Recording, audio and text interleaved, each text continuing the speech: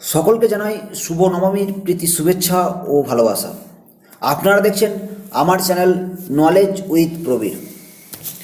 দেখো, হয়তো কিছুদিনের মধ্যেই নভেম্বরের ফার্স্ট উইক বলা হয়েছে, মেবি অক্টোবরের লাস্ট উইকও হতে পারে, কিছুদিনের মধ্যেই হয়তো কাউন্সেলিং প্রসেস শুরু হবে।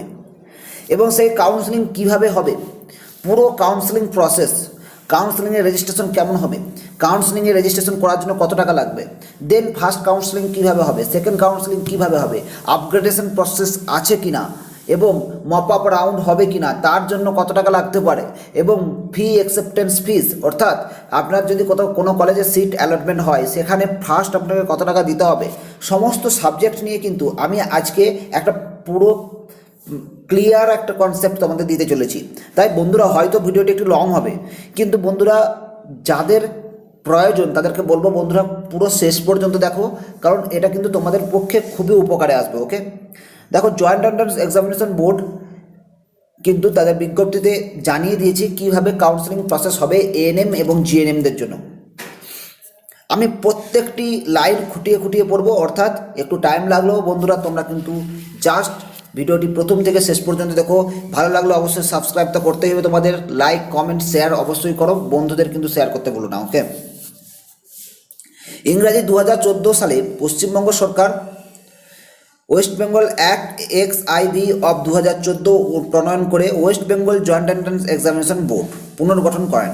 এই বোর্ডকে পশ্চিমবঙ্গে professional, vocational and undergraduate ও পোস্ট গ্র্যাজুয়েট ডিগ্রি কোর্সে এবং জেনারেল ডিগ্রি কোর্সে ভর্তির জন্য কমন এন্ট্রান্স টেস্ট নিতে ও সিঙ্গেল উইন্ডো পদ্ধতিতে অনলাইন কাউন্সেলিংয়ের ব্যবস্থা করার ক্ষমতা ও দায়িত্ব প্রদান করেন, এবং পশ্চিমবঙ্গের যে কোনো সরকারি সাহায্যপ্রাপ্ত বা সেলফ ফাইন্যান্সিং কলেজ বা প্রতিষ্ঠানে এএনএম বা জিএনএম কোর্সে ভর্তির জন্য কমন এন্ট্রান্স টেস্ট, এএনএম এবং জিএনএম এ অংশগ্রহণ করা ও র্যাঙ্ক পাওয়া অত্যাবশ্যক। এবং 2021 সালে 20-21 শিক্ষাবর্ষে ভর্তির জন্য বোর্ড ইতিমধ্যে কমন এন্ট্রান্স টেস্টের আয়োজন করেছে এবং অতঃপরই কাউন্সেলিংয়ের ব্যবস্থা করতে চলেছে। 2020-21 শিক্ষাবর্ষে ভর্তির জন্য ই কাউন্সেলিংয়ের নিয়মাবলী নিম্নে দেওয়া হলো। আবেদনকারীদের এই বিজ্ঞপ্তি ও এই সংক্রান্ত সমস্ত নোটিশ সতর্কতার সঙ্গে পড়ে ও বুঝে নিতে হবে। কোনো প্রার্থী আবেদন করলেই ধরে নেওয়া হবে যে আবেদনকারী প্রার্থী এই বিজ্ঞপ্তি এ বিষয়ে বিভিন্ন সময়ে প্রকাশিত সংযোজন, সংশোধন, নোটিশ, সময় সারণীতে দেওয়া সমস্ত তথ্য ও নিয়মাবলী মেনে চলতে আগ্রহী এবং বাধ্য। অর্থাৎ তোমাদেরকে কিন্তু সমস্ত কিছু জেনে তারপরে কাউন্সেলিংয়ের জন্য যেতে হবে, এটাই বলা হয়েছে। ওকে, ফার্স্ট নিয়মাবলী। কাউন্সেলিংয়ের সমস্ত অধ্যায় যেমন রেজিস্ট্রেশন, চয়েস দেওয়া, অ্যালটমেন্ট, সিট অ্যাকসেপ্টেন্স, ফিস দেওয়া, প্রভিশনাল অ্যাডমিশন কেন্দ্রীয় অনলাইন পদ্ধতিতে হবে। বোর্ডের ওয়েবসাইটে দেওয়া সংশ্লিষ্ট আধিকারিক থেকে পাওয়া সিট ম্যাট্রিক্স অনুযায়ী কলেজ অথবা স্কুল অথবা কোর্সে ভর্তির জন্য কাউন্সেলিং করা হবে। ওকে, ভর্তির জন্য প্রয়োজনীয় মানসম্পন্ন এবং এএনএম জিএনএম 2021 পরীক্ষায় র্যাঙ্ক প্রাপ্ত প্রার্থীরা এই কাউন্সেলিংয়ে অংশগ্রহণ করতে পারবে। 3 রাউন্ড কাউন্সেলিং হবে, যথা অ্যালটমেন্ট, 2 আপগ্রেডেশন এবং 3 মপ আপ। একমাত্র ফার্স্ট রাউন্ডের শুরুতেই একবারে রেজিস্ট্রেশন করা যাবে। কাউন্সেলিং ও ভর্তির জন্য রেজিস্ট্রেশন অত্যাবশ্যক। যারা রেজিস্ট্রেশন করবে না তাদের কোনো অবস্থাতেই কোনো রাউন্ডে সিট অ্যালটমেন্ট করা হবে না, অর্থাৎ আপনাকে রেজিস্ট্রেশন কিন্তু করতেই হবে। ওকে, কাউন্সেলিংয়ের ফি মাত্র 300 টাকা, যা কোনো অবস্থাতেই ফেরতযোগ্য নয়। কাউন্সেলিংয়ের কোনো রাউন্ডেই রিজার্ভ ক্যাটাগরি যেমন SC ST OBC A OBC B PWD কোনো খালি সিট জেনারেল বা অসংরক্ষিত ক্যাটাগরিতে পরিবর্তন করা হবে না। অর্থাৎ যেগুলো সিট ম্যাট্রিক্সে বলা হয়েছে SCদের জন্য যতগুলো সিট আছে ততগুলোই থাকবে, কোনো রকম জেনারেলদের কাছে যাবে না। ওকে, রেজিস্ট্রেশন। আবেদনকারীকে বিভিন্ন তথ্য যেমন ঠিকানা, শিক্ষাগত যোগ্যতা সম্পর্কিত তথ্য, র্যাঙ্ক, অ্যাকাউন্টের তথ্য যদি কখনও টাকা ফেরত দিতে হয় তার জন্য পূরণ করতে হবে। আবেদনকারীকে তার এএনএম এবং জিএনএম 2021 পরীক্ষার রোল নম্বর দিতে হবে এবং তার শিক্ষাগত যোগ্যতা সম্পর্কিত নিচের তথ্যগুলি দিতে হবে। দ্বাদশ শ্রেণীতে পাস বা ফেলের অবস্থা, মোট সর্বাধিক নম্বর ও মোট প্রাপ্ত নম্বর জানাতে হবে। দ্বাদশ শ্রেণীতে ইংরেজিতে সর্বাধিক নম্বর ও প্রাপ্ত নম্বর জানাতে হবে। আবেদনকারীকে সব তথ্য অতি সতর্কতার সাথে দিতে হবে। প্রদত্ত তথ্য সংশোধনের কোনো উপায় নেই। একমাত্র আবেদনকারী ফাইনাল সাবমিট করার আগে পর্যন্ত যা কিছু সংশোধন করার করতে পারে। পুনশ্চ রেজিস্ট্রেশন পর্ব শেষ হয়ে যাওয়ার পরে কোনো রকম সংশোধন সম্ভব নয়। প্রার্থীর ভুল তথ্য প্রদানের জন্য প্রার্থী যদি পছন্দের কলেজ বা কোর্স না পায় অথবা কোনো অ্যালটমেন্টই না পায় তবে তার জন্য বোর্ড কোনোভাবেই দায়ী থাকবে না। অর্থাৎ আপনাকে কিন্তু তথ্য যখন দেবেন তখন কিন্তু সঠিকভাবে দিতে হবে। রেজিস্ট্রেশনের সময় শিক্ষাগত কলেজ চয়েস, রেজিস্ট্রেশনের সময় শিক্ষাগত যোগ্যতা বা তথ্য দেওয়ার পরে প্রার্থী তার যোগ্যতার মান অনুযায়ী যেসব কলেজ বা কোর্সে সে ভর্তি হতে পারে তাদের তালিকা দেখতে পাবে। এএনএম কোর্সের সুযোগ শুধু পশ্চিমবঙ্গের গ্রাম পঞ্চায়েত এলাকার স্থায়ী বাসিন্দা মহিলা প্রার্থীরাই পাবে। চয়েসের তালিকা থেকে কলেজ বা কোর্স পছন্দ করে নিয়ে সেগুলিকে প্রার্থীর পছন্দের ক্রম অনুযায়ী সাজাতে হবে। প্রার্থী যদি কোনো চয়েস না দেয় তবে স্বাভাবিকভাবেই তাকে কোনো অ্যালটমেন্ট দেওয়া হবে না। আবেদনকারীকে অবশ্যই অতি সাবধানতার সাথে কলেজ অথবা কোর্স পছন্দ করতে হবে। আবেদনকারীদের পরামর্শ দেওয়া হয় তারা যেন সর্বাধিক সংখ্যক পছন্দ দেয়, এতে করে আবেদনকারীর কোনো না কোনো কলেজ বা কোর্স পাওয়ার সম্ভাবনা বেশি থাকে। সেই সিট মেনে নিয়ে গ্রহণ করার পর প্রার্থী সর্বদাই আপগ্রেডেশনের সুযোগ নিতে পারে। পরামর্শ দেওয়া হয় যে প্রার্থীরা যেন কমপক্ষে 20টা বা তার বেশিরও কলেজ চয়েস করে। অর্থাৎ এরা বলছে, Paschimbanga joint entrance examination board বলছে আপনি যখন কলেজ চয়েস করবেন তখন সব বেশি রকম কলেজ চয়েস করতে বলছে, অনেকগুলি কলেজকে চয়েস করতে বলছে, মিনিমাম তো 20টা করতেই বলছে। ওকে, তাহলে কিন্তু আপনাদের সুবিধা থাকবে, এরা অ্যাডভাইস করেছে। ওকে, দেন চয়েস লক করা। প্রার্থীদের নির্দিষ্ট দিনের মধ্যে অবশ্যই চয়েস লক করতে হবে। প্রার্থীরা লক করা চয়েসের প্রিন্ট আউটও নিতে পারে। যদি কোনো আবেদনকারী চয়েস লক না করে বা করতে ভুলে যায় তবে পূর্ব ঘোষিত সময়ের পরে তার শেষমেশ সেভ করা চয়েস অন্তিম বলে ধরে নেওয়া হবে এবং লক হয়ে যাবে। মানে যদি আপনি ভুলে যান লক করতে তো ওরা অটোমেটিক লক করে দেবে। ঠিক আছে, রাউন্ড 1, এরপর আসবে রাউন্ড 1 অ্যালটমেন্ট। নির্ধারিত দিনে প্রথম রাউন্ডের ফল প্রকাশিত হবে। তারপরে কোনো একটা দিন ঠিক করা থাকবে যে প্রথম রাউন্ডের ফল কবে প্রকাশিত হবে, সেই দিনে প্রথম রাউন্ডের ফল প্রকাশিত হবে। দেন আবেদনকারীর দেওয়া তথ্যের ভিত্তিতেই অ্যালটমেন্ট দেওয়া হবে। যদি পরবর্তী কোনো সময়ে পাওয়া যায় যে আবেদনকারী দেওয়া কোনো ভুল তথ্যের জন্য সে আসলে অ্যালটমেন্ট পাওয়ার যোগ্য নয় তাহলে তার অ্যালটমেন্ট বা ভর্তির বাতিল বলে গণ্য করা হবে। প্রার্থীকে মাত্র 1000 টাকা সিট অ্যাকসেপ্টেন্স ফিস দিয়ে অ্যালটমেন্ট লেটার ডাউনলোড করে নিতে হবে। এই পর্যায়ে সিট অ্যাকসেপ্টেন্স ফিস না দিলে অ্যালটমেন্ট বাতিল করা হবে এবং প্রার্থীর সম্পূর্ণ কাউন্সেলিং পর্ব থেকে নিষ্কৃত হবে। অর্থাৎ পরবর্তী কোনো রাউন্ডেই কোনো অ্যালটমেন্ট দেওয়া হবে না।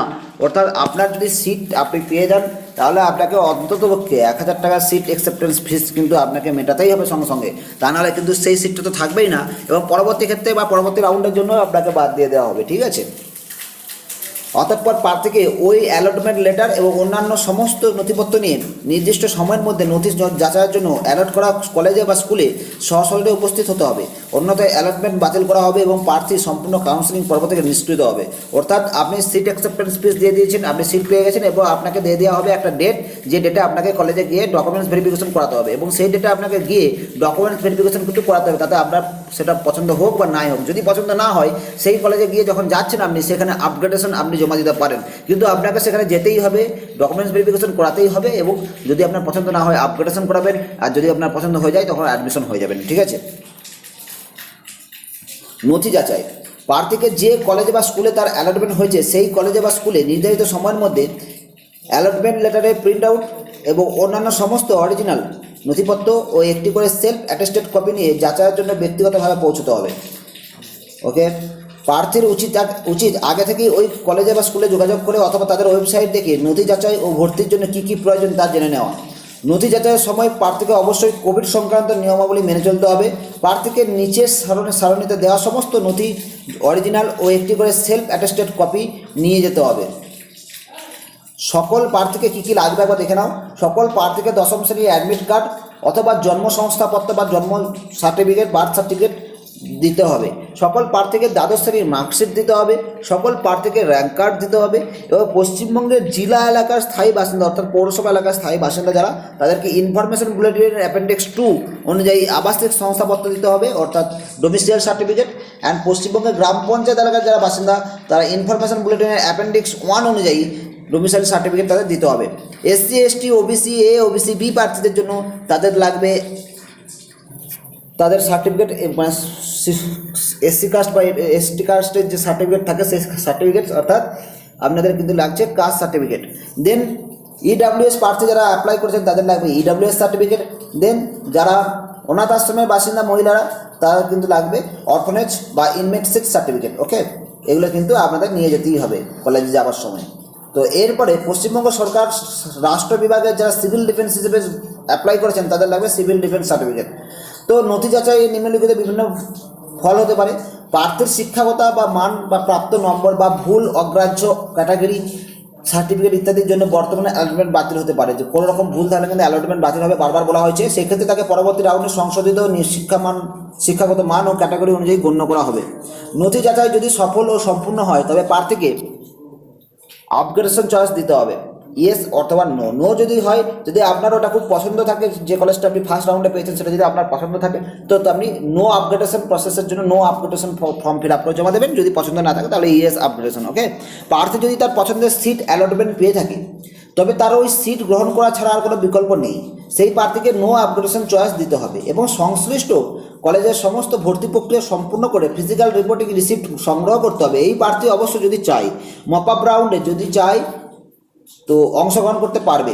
অন্যদিকে এই প্রার্থী ভর্তি প্রক্রিয়া সম্পূর্ণ না করে, তবে যদি না করে তাহলে অ্যালটমেন্ট বাতিল করা হবে এবং প্রার্থী সম্পূর্ণ কাউন্সেলিং পর্ব থেকে নিষ্কৃত হবে। প্রার্থী যদি দ্বিতীয় বা তারও আরও পেছনের পছন্দের সিটে অ্যালটমেন্ট পেয়ে থাকে তাহলে সে চাইলে নো আপগ্রেডেশন চয়েস দিতে পারে ও ভর্তি প্রক্রিয়া সম্পূর্ণ করতে পারে। এই প্রার্থীরাও মপ আপ রাউন্ডে অংশগ্রহণ করতে পারবে। অবশ্য প্রার্থী যদি নো আপগ্রেডেশন পছন্দ দেওয়ার পরেও ভর্তি প্রক্রিয়া সম্পূর্ণ না করে তবে অ্যালটমেন্ট বাতিল করা হবে এবং প্রার্থী সম্পূর্ণ কাউন্সেলিং পর্ব থেকে নিষ্কৃত হবে। প্রার্থী ইয়েস আপগ্রেডেশন চয়েসও দিতে পারে। এ ধরনের প্রার্থীদের দ্বিতীয় রাউন্ডের সম্ভাব্য আপগ্রেডেশন সুযোগ দেওয়া হবে।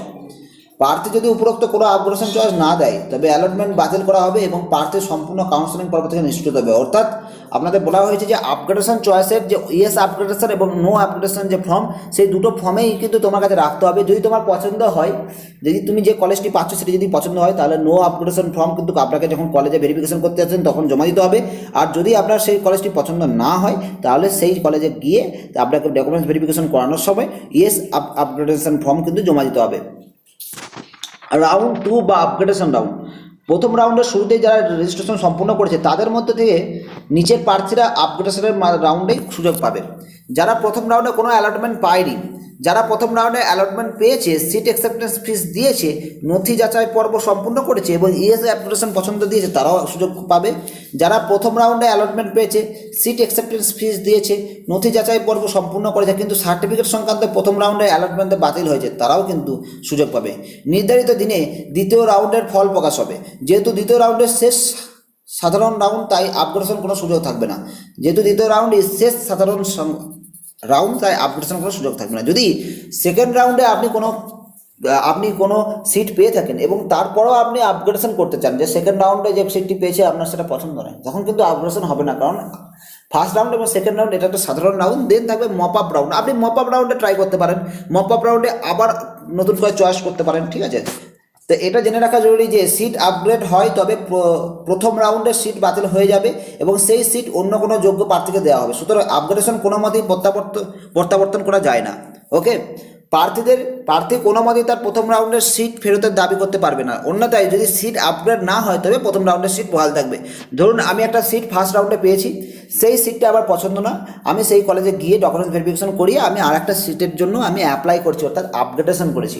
এরপর আপগ্রেডেশন রাউন্ডে বা সেকেন্ড রাউন্ডে আপনি যে কলেজটা পেয়েছিলেন আগে সেটা ছাড়া অন্য একটি কলেজ পেয়ে গেছেন। ওকে, তো ওই কলেজটা আপনার জন্য ফিক্সড হয়ে যাবে এবং যে কলেজটা আগে আপনি পেয়েছিলেন সেটা আপনার জন্য বাতিল হয়ে যাবে, সেটা অন্য কাউকে দিয়ে দেওয়া হবে, ঠিক আছে। তো আপনি কোনো আরও একটি নতুন কলেজের জন্য অ্যাপ্লাই করেছিলেন এবং সেই নতুন কলেজটা পেয়ে গেছেন, তাহলে আপনার এই পুরাতন কলেজটা কিন্তু বাতিল হয়ে যাবে। যদি আপনার সেই নতুন কলেজটা না পান বা কোনো কলেজ হয়তো পেলেন না, সেই আগের কলেজটাই রয়ে যাবে, ঠিক আছে। দ্বিতীয় রাউন্ডের ফল কোনো প্রার্থীর ক্ষেত্রে নিম্নরূপ হতে পারে। অ্যালটমেন্ট আপগ্রেড হয়ে প্রার্থী তার প্রথম পছন্দের সিট পায়। ওকে, প্রার্থীকে আবার সিট অ্যাকসেপ্টেন্স ফিস দিতে হবে না। প্রথম রাউন্ডে যদি কেউ সিট পেয়ে থাকে সেখানে যদি 1000 টাকা দিয়ে সিট অ্যাকসেপ্টেন্স ফিস দিয়ে থাকে এবং তারপরে আপগ্রেডেশন করায়, তাহলে কিন্তু আপগ্রেডেশন করার পর যদি অন্য কোনো একটি কলেজে পায় তাহলে কিন্তু তখন আর সিট অ্যাকসেপ্টেন্স ফিস দিতে হবে না। এই যে প্রথম রাউন্ডে সে ফিস অ্যাকসেপ্টেন্স ফিস দিয়েছিল সেই টাকাটা কিন্তু ওখানে চলে যাবে। ওকে, প্রার্থীকে তার নতুন অ্যালটমেন্ট লেটার ডাউনলোড করে নতুন কলেজে গিয়ে ভর্তি প্রক্রিয়া সম্পূর্ণ করতে হবে। প্রার্থী অবশ্য মপ আপ রাউন্ডে অংশগ্রহণ করতে পারবে। অন্যথায় প্রার্থী যদি তার নতুন অ্যালটমেন্টের কলেজে ভর্তি না হয় তবে অ্যালটমেন্ট বাতিল করা হবে এবং প্রার্থী সম্পূর্ণ কাউন্সেলিং পর্ব থেকে নিষ্কৃত হবে। আপগ্রেড হয়ে যদি দ্বিতীয় বা তারও পেছনের পছন্দের কোনো সিট পায়, এক্ষেত্রে নতুন অ্যালটমেন্টের কলেজে ভর্তি হতে পারে। তার জন্য নতুন অ্যালটমেন্ট লেটার ডাউনলোড করে নতুন কলেজে গিয়ে ভর্তি প্রক্রিয়া সম্পূর্ণ করতে হবে এবং ফিজিক্যাল রিপোর্টিং রিসিপ্ট সংগ্রহ করতে হবে। অন্যথায় নতুন অ্যালটমেন্টের কলেজে ভর্তি নাও হতে পারে দু ক্ষেত্রেই কিন্তু সে মপ আপ রাউন্ডে অংশগ্রহণ করতে পারবে। যদি আদৌ সিট আপগ্রেড না হয় এক্ষেত্রে প্রার্থী পুরাতন অ্যালটমেন্টের কলেজে ভর্তি হতে পারে বা নাও হতে পারে, দু ক্ষেত্রেই সে মপ আপ রাউন্ডে অংশগ্রহণ করতে পারবে। যাদের প্রথম রাউন্ডের নথি যাচাইয়ের সময় অ্যালটমেন্ট বাতিল হয়েছে, প্রার্থীকে অ্যালটমেন্ট লেটার ও অন্যান্য সমস্ত নথিপত্র দিয়ে নির্দিষ্ট সময়ের মধ্যে নথি যাচাইয়ের জন্য অ্যালট করা কলেজে সশরীরে উপস্থিত হতে হবে, অন্যথায় অ্যালটমেন্ট বাতিল করা হবে এবং প্রার্থী সম্পূর্ণ কাউন্সিলিং থেকে নিষ্কৃত হবে। নথি যাচাইয়ের সব নিম্নলিখিত বিভিন্ন ফল হতে পারে: প্রার্থীর শিক্ষাগত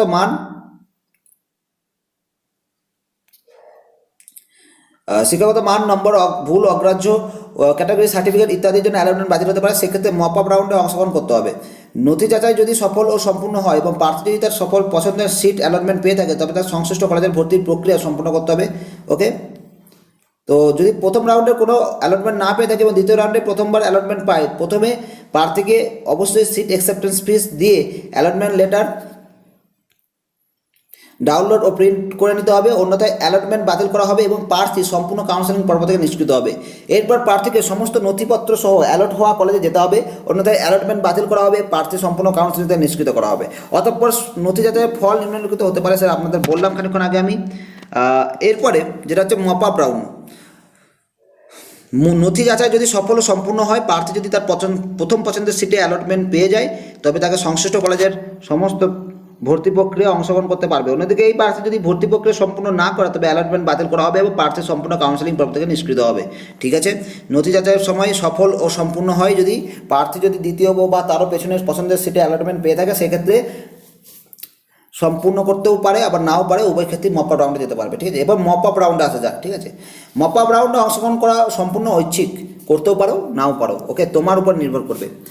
উপরিউক্ত নানা কারণে যারা কাউন্সেলিং পর্ব থেকে নিষ্কৃত হয়েছে, যারা উইথড্র করেছো তারা ছাড়া অন্য সকল রেজিস্ট্রিকৃত প্রার্থীরা মপ আপ রাউন্ডেও অংশগ্রহণ করতে পারবে। অর্থাৎ যারা ক্যান্সেল হয়ে গেছে, যাদের বাতিল হয়ে গেছে তারা ছাড়া, বাতিল বলতে যারা উইথড্র করে নিয়েছো তাদের ছাড়া। ওকে, অর্থাৎ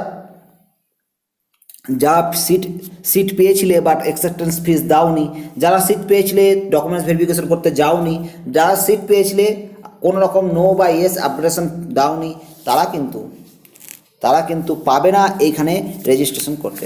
মপ আপ রাউন্ডে আবার কিন্তু আপনাকে রেজিস্ট্রেশন করতে হবে। প্রার্থীদের মাত্র 200 টাকা দিয়ে সতর্কতার সঙ্গে মপ আপ রাউন্ডের জন্য রেজিস্ট্রেশন করতে হবে। প্রার্থী একবার মপ আপ রাউন্ডে রেজিস্ট্রেশন করলে তার আর প্রত্যাবর্তন করা যাবে না। মপ আপ রাউন্ডে প্রার্থীদের নতুন করে কলেজ বা কোর্সের পছন্দ দিতে হবে। মনে রাখতে হবে, মপ আপ রাউন্ডে যদি কোনো সিট অ্যালটমেন্ট হয় তবে পুরনো সব অ্যালটমেন্ট ভর্তি বা বাতিল হয়ে যাবে এবং সেই খালি সিট অন্য যোগ্য প্রার্থীকে অ্যালট করা হবে। প্রার্থী কখনোই তার পুরনো সিট ফেরত চাইতে পারবে না। অন্যথায় প্রার্থী যদি প্রথম বা দ্বিতীয় রাউন্ডে ভর্তি প্রক্রিয়া সম্পূর্ণ করে থাকে এবং কোনো নতুন সিট অ্যালটমেন্ট না হয় তবে পুরনো ভর্তি করা হওয়া সিট যথাযথ বহাল থাকবে। এই কারণে মপ আপ রাউন্ডে চয়েস দেওয়ার সময় ইতিমধ্যে ভর্তি হয়ে থাকা কলেজ বা কোর্সের চয়েস দেখতে পাবে না। প্রার্থী যদি পূর্ববর্তী কোনো রাউন্ডে 1000 টাকা সিট অ্যাকসেপ্টেন্স ফিস দিয়ে থাকে, মপ আপ রাউন্ডে নতুন কলেজে অ্যালটমেন্ট পায় তবে ওই সিট অ্যাকসেপ্টেন্স ফিস নতুন কলেজের জন্য গণ্য করে নেওয়া হবে। কিন্তু প্রার্থী যদি পুরনো কলেজে ভর্তির জন্য বাকি কোনো পরিমাণ অর্থ দিয়ে থাকে তবে তা ফেরত পাওয়ার জন্য প্রার্থীকে সেই পুরনো কলেজেই যোগাযোগ করতে হবে। এ বিষয়ে বোর্ড কোনো দায়িত্ব নেবে না বা কোনো নিবেদন গ্রহণ করবে না। মপ আপ রাউন্ড একবার মাত্র হবে এবং এটাই হবে বোর্ড দ্বারা সংগঠিত শেষ এবং অন্তিম মপ আপ রাউন্ড। তো মপ আপ রাউন্ডের পদ্ধতি কি? মপ আপ রাউন্ডের ফল নিম্নলিখিত বিভিন্ন রূপ হতে পারে। যারা প্রথম বা দ্বিতীয় রাউন্ডে ভর্তি প্রক্রিয়া সম্পূর্ণ করেছো এরা যদি কোনো রাউন্ড অ্যালটমেন্ট না পায় তবে পূর্ববর্তী কলেজেই বহাল থাকবে। যদি মপ আপ রাউন্ডে তারা না পায় তো আগের যে কলেজে পেয়েছিল সেটাই থাকবে। আর যদি নতুন অ্যালটমেন্ট পায় তাহলে নতুন কলেজে গিয়ে নতুন ভর্তি প্রক্রিয়া সম্পূর্ণ করতে হবে, পুরনো কলেজটি কিন্তু বাতিল হয়ে যাবে। যারা প্রথম ও দ্বিতীয় রাউন্ডে ভর্তি হয়নি কিন্তু মপ আপ রাউন্ডের যোগ্য, এরা যদি মপ আপ রাউন্ডে কোনো অ্যালটমেন্ট পায় তবে সেই কলেজে গিয়ে ভর্তি প্রক্রিয়া সম্পূর্ণ করতে হবে। যারা প্রথম দ্বিতীয় রাউন্ডে কোনো অ্যালটমেন্ট পায়নি, মপ আপ রাউন্ডে প্রথমবার অ্যালটমেন্ট পেয়েছে, এইসব প্রার্থীদের প্রথমে সিট অ্যাকসেপ্টেন্স ফিস দিয়ে অ্যালটমেন্ট ডাউনলোড করতে হবে। এরপর সমস্ত নথিপত্র নিয়ে ওই কলেজের নথি যাচাইয়ের জন্য যেতে হবে এবং নথি যাচাই সফল হলে ওই কলেজে ভর্তি প্রক্রিয়া সম্পূর্ণ করতে হবে। এবার সাধারণ নিয়মাবলী। প্রথমবার যখন অ্যালটমেন্ট পাবে সে যে রাউন্ডেই হোক তখন প্রার্থীকে প্রথমেই সিট অ্যাকসেপ্টেন্স ফিস দিতে হবে, অ্যালটমেন্ট ডাউনলোড করতে হবে এবং সমস্ত নথিপত্র নিয়ে ওই কলেজে নথি যাচাইয়ের জন্য যেতে হবে। কাউন্সেলিংয়ের সময় সব রাউন্ডের শেষে প্রার্থীদের জমা করা সিট অ্যাকসেপ্টেন্স ফিস প্রার্থীরা যে কলেজে ভর্তি হয়েছে সেই কলেজে পাঠিয়ে দেওয়া হবে। কোনো প্রার্থী যদি ওই কলেজে ক্লাসে যোগ না দেয় তাহলে ওই অর্থ ফেরত নেওয়ার জন্য তাকে ওই কলেজেই আবেদন করতে হবে। এ বিষয়ে বোর্ডের কোনো দায়িত্ব থাকবে না, কোনো আবেদন নিবেদন গ্রহণ করা যাবে না। প্রার্থীরা যখন যেখানেই allotment letter, lock choice, upgradation letter, professional admission letter, physical reporting receipt ইত্যাদি নথি দাখিল করবে, তাদের অবশ্যই প্রিন্ট লিঙ্কের সাহায্যে প্রিন্ট নেওয়া সম্পূর্ণ অরিজিনাল নথি দাখিল করতে হবে। স্ক্রিনশট বা স্ক্রিনের ফটো ইত্যাদি কোনো মতেই প্রমাণযোগ্য নয়। ওকে। হেল্প ডেস্ক, যে কোনো সাহায্য বা ব্যাখ্যা বা অভিযোগের জন্য প্রার্থীরা হেল্প ডেস্ক যোগাযোগ করতে পারে 180010230781 অথবা 1800345050।